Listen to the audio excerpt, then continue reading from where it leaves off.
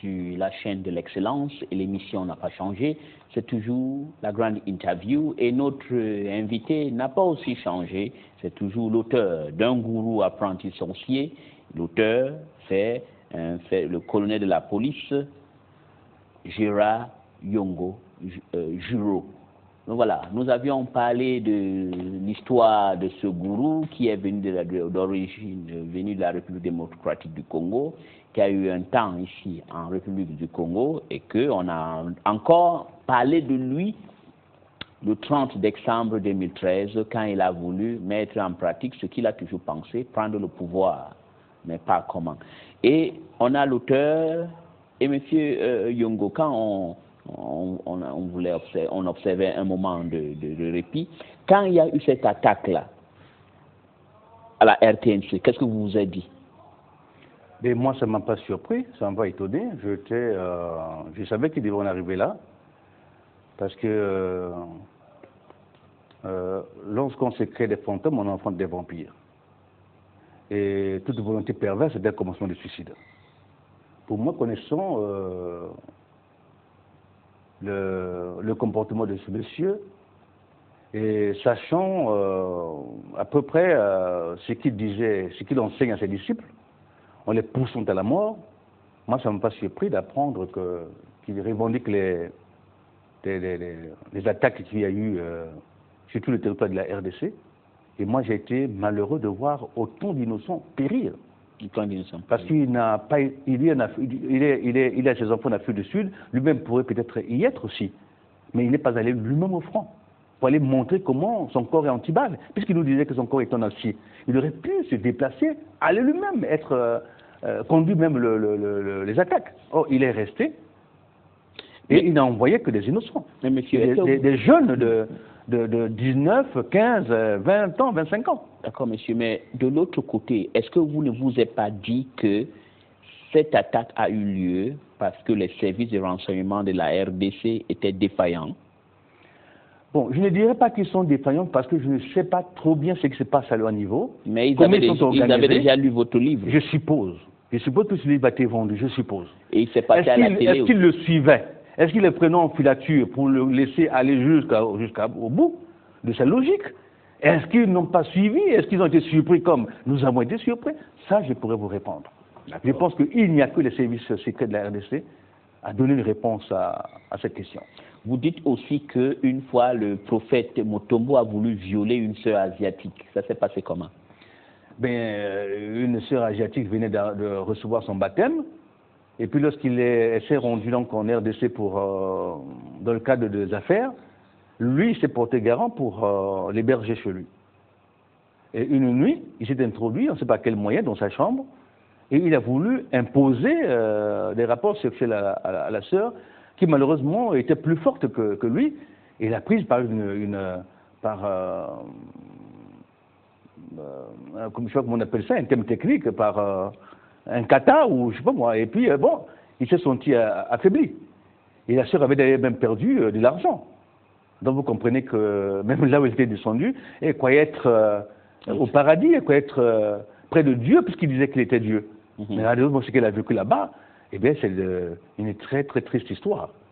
Puisqu'il est parti de là, après avoir perdu de l'argent, et s'est même escroqué par c'était un frère qui l'accompagnait dans les courses, faire des courses.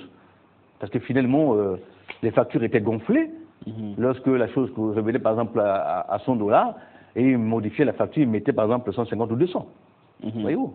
Et lorsque elle a réagi, en interpellant l'un des frères qui était connu de cette façon-là, il a avoué pour dire qu'il n'avait pas de quoi se nourrir, qu'il avait abandonné sa femme et ses enfants à l'intérieur depuis des années, et qu'il était obligé de faire comme ça pour trouver quelque chose à manger, puisqu'on ne leur donnait pas à manger du temps de la maison de Mokongobila. On ne les donnait pas à manger. Voilà. Vous avez aussi donné, parce qu'on ne peut pas tout lire, parler qu'une fois à Lumumbashi, il est tombé, quand c'était d'une voiture. J'avais reçu un rapport, et le rapport donnait ce détail-là. Et moi, comme j'avais eu quand même certaines visions et une certaine conviction aussi, et bien pour moi c'était un signe qui ne trompait pas que la fin de passer Mokongobila était pour très bientôt. D'ailleurs, je le souligne même dans le livre comme vous l'avez dit. C'est une vision que vous avez eue. J'avais eu des visions. Vous avez eu des Je visions. voyais son église éclater, je voyais les sœurs et frères quitter l'église. Vous voyez les sœurs quitter Voilà, l'église. y compris moi-même. Et vous, y compris vous-même. Voilà. Mais pendant ce temps-là, parlons un peu de vous-même. Vous avez été évêque là-bas pendant combien d'années? Ben, sitôt que j'ai reçu le baptême, il m'a nommé évêque, parce que selon lui, il avait reçu la révélation de l'Esprit, comme quoi c'est moi qui devais conduire l'Assemblée de Brazzaville, parce que je réunissais les conditions. Parce qu'un évêque doit être marié à une seule femme, et il doit donner bonne éducation à ses enfants, et donc il y a des critères qui sont dans la Bible. Je vais d'abord donner les versets, mais enfin il y a des critères, et moi je remplissais ces critères-là. Alors donc il a dit que c'était une révélation de l'Esprit, il fallait donc me responsabiliser pour conduire l'Assemblée de Brazzaville. Mais vous êtes catholique de base, de base, formation. oui. Mais vous savez, avec l'arrivée des églises de réveil, c'était comme une mode. Vous voyez. Et donc nous avons la plupart des chrétiens. Donc un cadre, un intellectuel comme vous aussi a été pris dans la mode. On peut admettre que n'importe quel, mais vous aussi, vous avez été pris dans cette vague. Vous savez, chacun de nous a son destin. Vous comprenez? Moi, je suis un chrétien pratiquant, je n'ai pas honte à le dire, je suis chrétien. Et moi, j'ai toujours cherché la face de Dieu. Donc, quand on me dit que c'est comme quand le Seigneur Jésus-Christ est venu dans le monde. Donc, vous pensez que les catholiques ne servent pas Dieu? Je n'ai pas dit ça. Parce que vous dites, vous cherchez toujours. Non, je n'incrimine personne, mais je pense que c'est moi qui ai voulu chercher Dieu pour aider le président, pour aider aussi un aîné qui avait la charge du ministère de l'Intérieur à bien gérer le Congo pendant cette période de trouble. On peut savoir cet aîné-là? Oh, ben écoutez. C'est quand même bien. Non, mais écoutez, je ne suis pas venu ici pour citer les noms des gens. Non. Je dis simplement qu'il y avait, j'ai appartenu à un ministère, le ministère de l'Intérieur, et ce ministère-là avait en charge des questions de sécurité, et donc il fallait donc essayer donc de soutenir à la fois le président, à la fois mon ministère, ma hiérarchie. Je voulais dire ma tutelle pour arriver justement à faire que le Congo puisse traverser avec succès, avec voilà cette période-là. Qui demandait justement que chacun de nous, que tout cadre, là où il se trouvait, devrait justement apporter sa contribution à la paix, à la dynamique de paix. Et si j'entends bien, au lieu de travailler pour qu'il y ait la paix, vous avez donc décidé de donner ça à Dieu. Non, le travail se faisait normalement, on a toujours travaillé, mais sauf qu'il y a toujours une dimension spirituelle qui doit s'ajouter au travail que nous pouvons faire. Il y a toujours une dimension spirituelle. D'accord. Mais je vais revenir encore sur le problème d'être évêque. Non, je voudrais dire, d'abord compléter pour dire que l'espérance doit s'unir sans cesse à la foi. À la foi. Quand on espère voir le pays progresser, on espère voir le peuple connaître au moins la quiétude, voir le peuple, chacun s'activer dans son domaine et vivre en paix, eh bien, on pense que lorsqu'on a essayé avec des hommes, ça n'a peut-être pas marché, on peut toujours avoir un droit de regard vers le Créateur, puisque, après tout, on dit Dieu créateur. C'est lui qui a créé le Congo. Vous laissez ça. Pourquoi voulez-vous que nous on laisse de côté Dieu et que l'homme a des limites, voyons? Vous savez que ça, en disant ça, c'est un peu comme ce que les talibans disaient en Afghanistan. On laisse que c'est la théocratie qui gouverne ou l'Arabie saoudite. Attendez, mais dites-moi, mais qu'est-ce que les gens vont faire dimanche à l'église catholique, par exemple? Ils vont faire quoi? Ils ne prient pas pour le pays? Ils ne prient pas pour les autorités? Oui, mais... Nous sommes dans un monde, le monde des ténèbres, la terre. La terre, c'est le monde des ténèbres. Les ténèbres. Ben oui. D'accord, ok, je comprends. Oui. Votre explication, voilà. C'est bon, mais je reviens. Vous étiez évêque pendant combien de temps? Ben, de 2003 jusqu'à mon départ. Donc, je suis parti de là 5 ans après. C'est-à-dire parce que je suis parti 3 ans après. Mais je suis quand même resté pour les besoins d'écriture. Voilà. Je suis resté jusqu'à 2007. Je mets ça d'une autre manière. Oui. En tant qu'un catholique de base, je sais que peut-être tous les gens qui sont devenus des églises de réveil ne veulent même plus qu'on parle de catholiques ou protestants. Bon, mais je m'excuse de le parler, monsieur. Mais je veux poser la question autrement. Et c'est ceci. Pour être évêque dans l'église catholique, ça prend un certain nombre d'études, non? Non, parce que être évêque, c'est le Seigneur qui a donné l'orientation, qui a défini les critères. Donc, selon vous, Donc, on n'a pas besoin d'avoir fait des hautes études pour être évêque. Donc, chez les catholiques et les protestants, pour eux, c'est le père. Mais l'évêque doit être marié d'une seule femme. Chez les catholiques, l'évêque n'a pas de femme. Vous comprenez que ils sont déjà dans la fausseté. Et je voulais donc revenir en disant que vous avez accusé Mutombo d'avoir une dichotomie avec ce qu'il fait, d'être un usurpateur. Est-ce que vous, en quelque temps, vous devenez évêque, vous ne voyez pas que c'est aussi une usurpation aussi? Cela ne venait pas de moi. Ah. Il y a usurpation lorsque c'est vous-même qui vous donnez la peine à acquérir ou à devenir évêque, comme vous le dites. Or là, c'est l'Assemblée qui siège et qui m'élise. Et quand vous étiez là, vous donnez les dîmes? Tout à fait, oui. Mais déjà pour le pays. Quand il a prié, il a dit que Dieu avait exaucé la prière, que Ntumi était sorti, le pasteur Ntumi avait quitté la forêt pour Vinza. Mais il est revenu demander, réclamer la récompense. Vous l'avez remis quelque chose? Ben, moi, je n'ai pas honte de le dire. J'ai vendu tout intérêt et je lui ai donné l'argent. C'était à peu près combien vous avez 25 millions. 25 millions? Oui. Et les autres lui ont donné aussi? Je ne sais pas. Mais c'est par moi qu'il est arrivé ici, c'est grâce à moi qu'il est venu. Donc j'étais un peu comme celui qui était au centre de la chose. Vous l'avez remis 25 millions? Oui. Parce que vous croyez que Mutombo, prophète, a fait un miracle, Ntumi qui est dans la forêt, il a rien vu. Oui, que le pays, je l'avais fait pour que Dieu puisse continuer à apporter la paix au Congo et à bénir le Congo pour que le président puisse finir son mandat. Donc vous avez été évêque pendant combien d'années? Ben, j'ai dit 3 ans et 2 ans d'enquête. 2 ans d'enquête, 5 ans dans vos gravités. Et maintenant, je parlais des dîmes. Comment vous gérez les dîmes? Ben, les dîmes, vous savez, c'est une affaire individuelle, ce n'est pas une affaire collective. C'est chacun qui a sa dîme et qui le lui remet. Mais ce qui est vrai, c'est que lorsque... Non, je dis par exemple, je sais, vous l'avez donné 25 millions. Maintenant, ce que vous collectez chaque dimanche, là, ça se gère comment? Ben, justement, là-bas, on ne fait pas comme ça. Ah. Là-bas, la pratique est différente des autres églises. Oui. Là-bas, c'est chacun qui va le lui remettre et je ne sais pas s'il faut être à genoux. Bon, moi, je ne m'agenouillais pas parce que j'étais le représentant de l'église, donc voilà, mais les autres disciples se mettaient à genoux pour lui tendre l'enveloppe. Là, c'est des illustrations dans... Le monsieur a dit qu'on ne parle plus de lui, hein, parce qu'il je respecte son souhait, il dit qu'on ne parle plus de lui. Je ne sais pas à quel moment il a dit, parce qu'il y a plusieurs photos, je ne sais pas de qui vous parlez. Il y a plusieurs photos là. Ah ouais, il y a la photo de Déborah et de Chris là.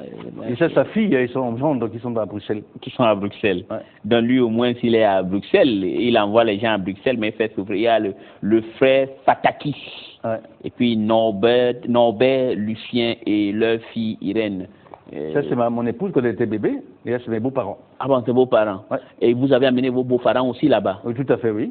Et ils sont devenus les adeptes de... Ils sont devenus adeptes, mais ma belle-mère est sortie, tout comme nous, là, et mon épouse et moi, mais mon beau-père est resté. Ton beau-père est resté jusqu'à aujourd'hui? Ben, il veut aller jusqu'au bout de l'aventure. Donc lui, il croit toujours que Mutombo, c'est un homme, un envoyé de Dieu? Ben, certainement. Moi, je connais un ancien frère qui est à la maison d'arrêt actuellement pour avoir escroqué une affaire de 22 millions autour d'une histoire de parcelle, qui a été arrêté et déféré à la maison d'arrêt. Parce que l'argent, il a envoyé justement à ce monsieur-là. C'était moi qui devais savoir qu'il il préparait un coup là-bas, on est reçu. Mais je voulais vous poser une autre question maintenant, mais ne vous énervez pas, je suis obligé de vous le poser. Est-ce que ce n'est pas un problème souvent de partage de dîmes, hein, de l'argent qu'on versait au prophète Mutombo? Vous, étant son protecteur ici, est-ce que ce n'est pas peut-être le partage de ce gâteau qui a fait que vous quittez dans le... Très loin de là. Loin de là parce que, comme je vous ai dit que la pratique chez lui est différente des autres églises, c'est à lui personnellement qu'on remet la dîme. Donc ça ne passe pas par un panier d'offrandes comme on le voit ailleurs, non. C'est à lui directement qu'on remet l'argent et on ne peut pas savoir à quel moment on remet. Sauf que quand il s'agit d'une cérémonie officielle, à ce moment-là, eh bien, vous pouvez voir... Des frères et sœurs s'agenouiller devant lui pour retendre l'enveloppe. Mais quand ils viennent remettre la dîme, ça peut être à l'intérieur de sa maison, ça peut être n'importe où, mais en tout cas à l'insu de l'évêque que j'étais. Donc ce n'est pas parce qu'il y a un peu de partage. Non, ça n'a rien à voir, ça n'a rien à voir. Non, ça n'a rien à voir. C'est parce que j'ai découvert certaines choses qui... Mais certaines choses, comme vous m'avez dit, le problème qu'il a fait venir une femme de la RDC. Mais il n'y a pas que ça, je vous ai dit beaucoup de choses. Je vous ai cité entre autres cette histoire-là. Oui, oui. Et voilà. Et quand, par exemple, la sœur asiatique a pris le baptême, tout de suite, il a voulu la prendre en main. Je vous dis que non, Dieu maintenant voudrait que l'évangile rentre en Asie. Oui. Donc, en d'autres termes, c'est un homme qui aimait beaucoup les femmes. Mais il y en a plusieurs, parce que moi j'ai vu une vingtaine, sans compter les jeunes filles qui élèvent dans sa cour, qui sont les enfants d'ailleurs des frères, qu'on lui donne, parce que bon, il est roi, il va commander le monde, donc s'il prend le pouvoir en RDC, c'est terminé. Dieu va ouvrir les frontières et puis il va devenir le roi. Comme le roi Salomon. Peut-être plus même le roi Salomon. D'accord. Oui. Je vais vous poser maintenant, vous m'avez dit que honnêtement vous êtes un homme de Dieu, ce n'est pas un problème de partage d'argent qui est fait. Non, ça n'a rien à voir. Bon, est-ce que, comme lui, il était quelqu'un qui aimait les femmes? Oui. Parce que vous, quand je vous regardez, Dieu vous a bien créé, vous êtes un bel homme. Merci. Vous aimez aussi beaucoup les femmes. Mais je suis marié. Est-ce que ce n'est pas aussi un problème de ça qui a fait que vous quittez M. Motombo? Non. D'ailleurs, j'en parle dans le livre. Il y a 7 mois que mon épouse a mes dessins. Et lorsque elle lui a prêté ce service... Je voulais un peu voir si c'est vous qui avez écrit le livre ou si il n'y avait pas un nègre. Mais je vois que c'est vous qui avez écrit le livre. Ben, c'est bien moi, de bout en bout. Oui. Voilà. Donc, je reviens à ma question que j'ai proposée. Oui. Ce n'est pas le problème d'argent. Non. C'est le problème des femmes. Non. Moi, je prenais, lorsqu'il m'a présenté, d'abord, bon, vous savez, il y a quand même un petit détail que je voudrais vous donner, c'est que lorsque il y a eu un incident chez lui à la maison avec ses épouses, l'aînée des épouses, donc Madré, elle s'appelle Madré, son petit nom, bien sûr. Madré, c'est une espagnole. Non, enfin c'est comme ça que les gens l'appellent là-bas.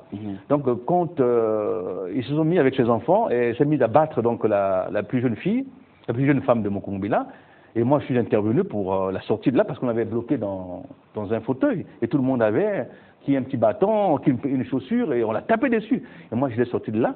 Alors le lendemain, le prophète Mokumbila arrive chez moi à la maison et accompagné d'une de ses femmes qui s'appelle Annie, et pour me dire qu'il faut payer une faute amende parce que j'ai osé toucher le corps de la reine. Vous voyez, tout ça c'est des choses qui n'ont pas laissé, si vous voulez...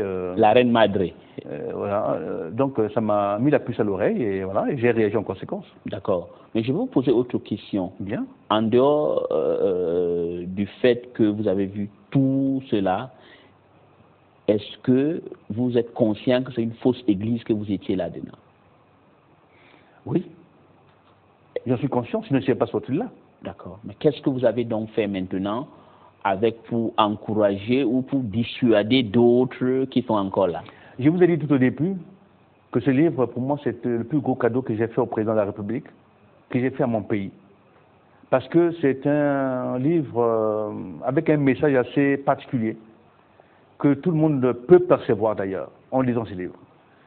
Je pense que, en l'écrivant, le but était d'atteindre le plus large possible, de façon à amener les uns et les autres à se remettre en question, à se remettre en cause, en découvrant justement, parce qu'en tant qu'évêque, en tant que policier, il y a des choses que j'ai écrites là-dedans, mais que mes anciens frères ne connaissaient pas.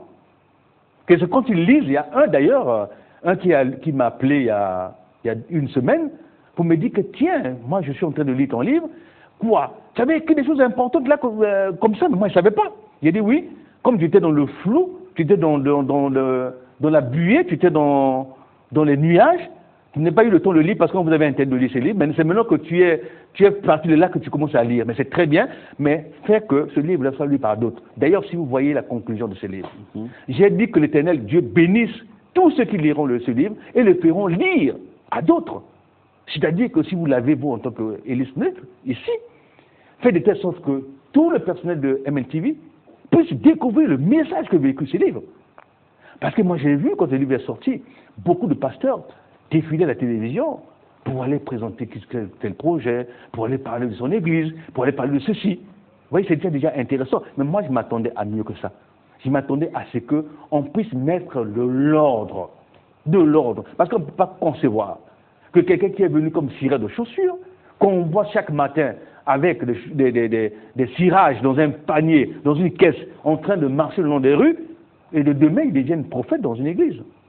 Il était cireur, lui. Il cesse d'être cireur pour devenir pasteur. Il était cireur, lui, le prophète Motombo. Non, mais moi j'apprends par France 24 qu'il fut un militaire, un ancien militaire. Et alors qu'à nous, il disait qu'il était un ancien de service d'hygiène. À vous, il disait ça, et en tant que quelqu'un de renseignement, vous ne vous êtes pas pris le temps pour se renseigner. J'ai pris le temps parce que quand vous lisez ce livre, vous avez beaucoup de choses à découvrir, beaucoup de choses qui ont été écrites, et parce que justement, c'est des choses qui émanent de l'enquête. Et l'enquête a permis que je puisse justement arriver à connaître la vérité et à la partager avec vous et avec d'autres. D'accord. Mais avec l'électorat. Oui. En dehors du fait que vous étiez de l'Église du Seigneur Christ, de monsieur, du prophète Mutombo, vous étiez au CFMC. J'ai commencé par là, mais mon départ de cette communauté, c'est suite à un fait vécu, lorsque nous avons reçu le pasteur Essomba, Martin Essomba, je pense son prénom, Martin Essomba. Il est camerounais et il doit vivre, je pense, au Togo. Il est venu parce que, pour partager avec nous son expérience, parce qu'il disait qu'il avait vu le Seigneur. Et le message qu'il avait reçu, c'était « Va et raconte ce que j'ai fait pour toi ». Alors, il est venu ici et au cours d'une prière, séance de prière, il a menacé des gens qui venaient pour troubler la prière parce qu'il disait qu'il y avait beaucoup de sorciers et qu'on l'empêchait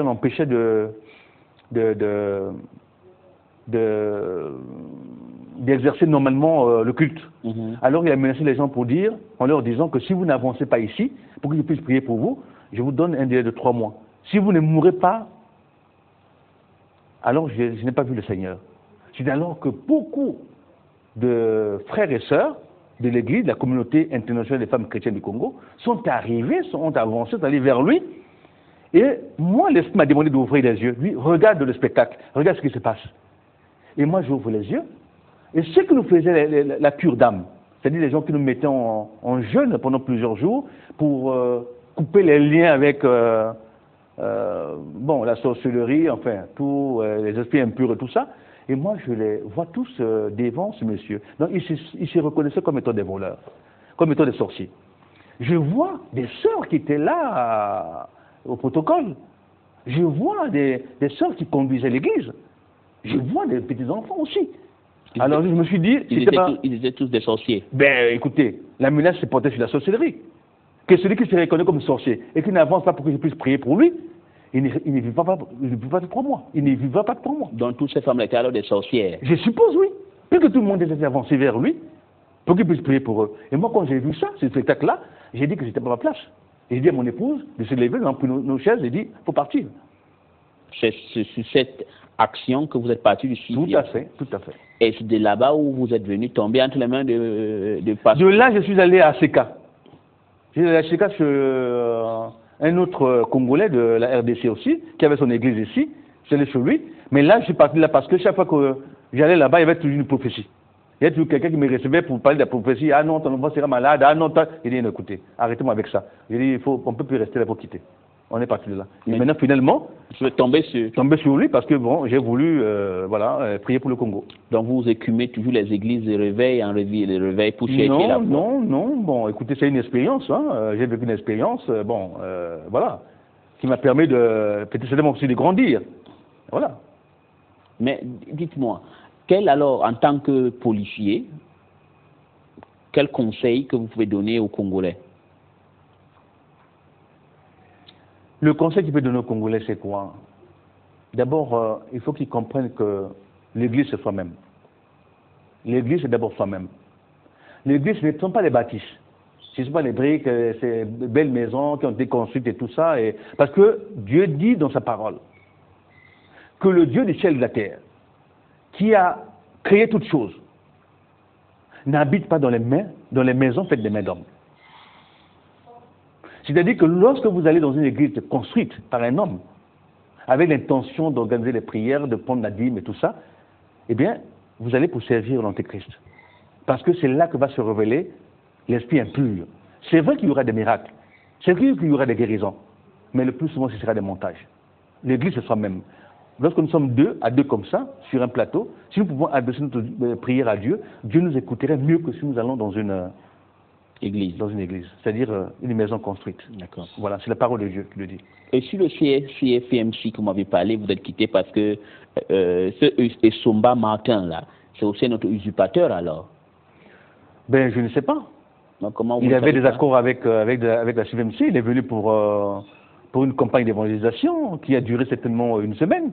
Et c'est à cette occasion que je l'ai connu. Et qui déclare que toutes les femmes de chrétiennes Congo sont des sorcières. Non, je n'ai pas dit ça. Non, je n'ai pas dit ça. Vous n'êtes pas en train de restituer la chose telle qu'il a dite. Il a dit qu'il voyait que dans la communauté, il y avait beaucoup de gens qui étaient venus là pour l'empêcher d'exercer son culte. Et qu'ils étaient des sorcières. Et donc, il a demandé, il dit que ceux qui se reconnaissent comme étant sorciers et qui sont venus avec cet objectif doivent avancer ici pour qu'ils puissent prier pour eux. S'ils ne viennent pas dans 3 mois, ils vont mourir. Et sur cette base, vous avez dit, écoute, c'est une mauvaise église, je m'en vais. Mais parce que je me suis rendu compte que tout ce qui s'était levé, j'ai reconnu des gens qui me faisaient, écoutez, ça sert à quoi d'aller rester une semaine en jeûne pour qu'on puisse prier pour toi alors que la personne se retrouve devant toi et finalement te donne l'impression qu'elle se reconnaît comme étant sorcière. Pourquoi alors tu dois continuer à y aller? D'accord. Donc ça n'avait rien, que tu n'as pas dragué des sœurs là-bas, ce n'est pas ça qui a fait que vous partez? Non. Je n'allais pas seul. Je n'y allais pas seul. Vous partez avec? Je n'y allais pas seul. Vous partez avec votre femme? Tout à fait. Ok. Bon, Monsieur Gérard Yongo Juro, c'est un honneur de vous avoir reçu ici. Vous avez essayé d'éclairer un peu des Congolais qui croyaient en ce monsieur, le prophète Paul Joseph Mutombo. Son vrai nom, c'est qui?